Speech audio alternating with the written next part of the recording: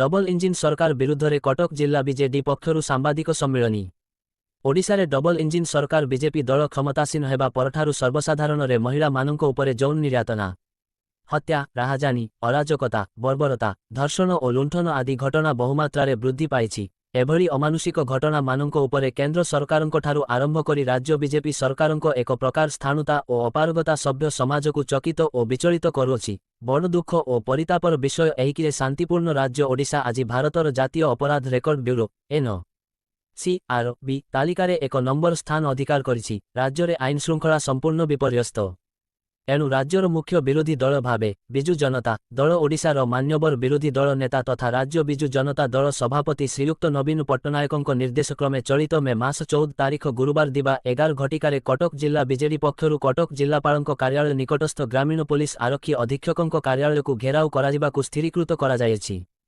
एथि निमंते एक सांबादिक सम्मिलनीर आयोजन कटकर पालामंडपस्थित होटेल ग्रांड रेसिडेंसी ठारे अनुष्ठित हो जाइछि। कटक जिला बीजेडी सभापति श्रीयुक्त प्रफुल्ल कुमार सिंहଙ୍କ अध्यक्षतार अनुष्ठित उक्त सांबादिक सम्मिलनी रे राज्य बीजेडीर बहु वरिष्ठ नेतांक सहित कटक महानगर निगम मेयर, कटक जिला निर्वाचन मंडली स्तरीय नेतृ मंडली, महिला, युवक, छात्र सभानेत्री, सभापति प्रमुख जोग देइथिले।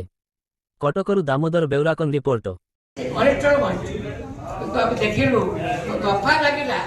ओडिशा सरकार संभव तापर अच्छी संभव भावुची कि बीजेपी कर्मी से संपृक्त अच्छा फल दफा बहुल कर सहज चला पाई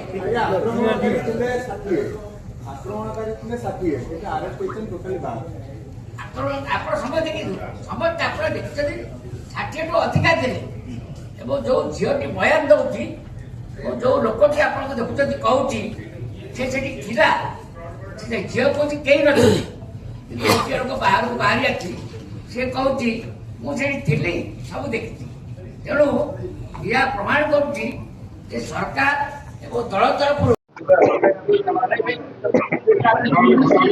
अच्छा तमें कहले मु आरंभ करिबे।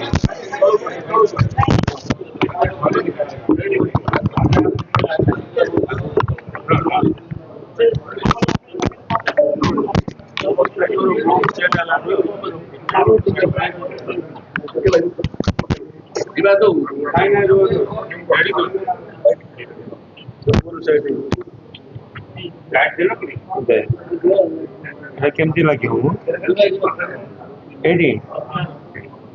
क्लिक कर